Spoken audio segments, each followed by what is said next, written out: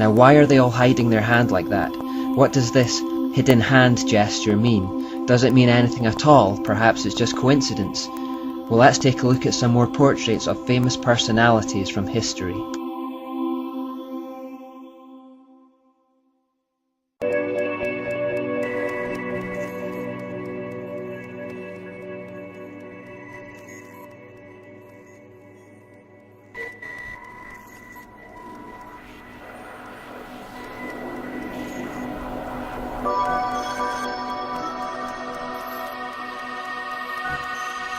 It happens far too often to be coincidence.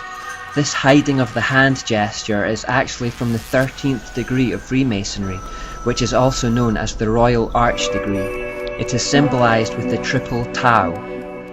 Now this gesture is the sign of the Master of the Second Veil.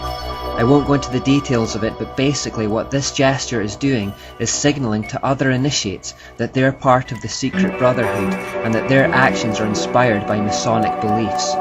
What they're saying is, it doesn't matter what I appear to be on the surface, this secret gesture tells you that we are working towards the same utopian end, you and I. We are both enlightened with the illuminating knowledge of Masonry. Remember in the Jesuits' oath they talked about being on opposing sides in public, but secretly we're working towards the same end.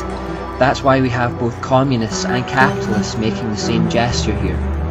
Think also of the Hegelian principle, where two seemingly opposing ideologies are rubbed up against one another to create a synthesis.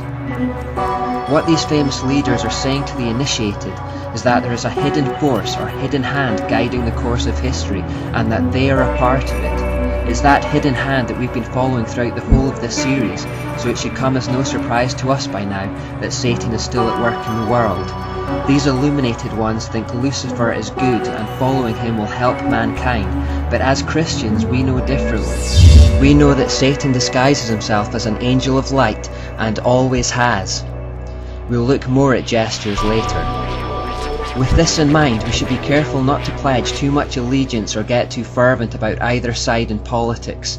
There was a situation in the 2004 presidential elections where Americans had to choose between John Kerry and George Bush.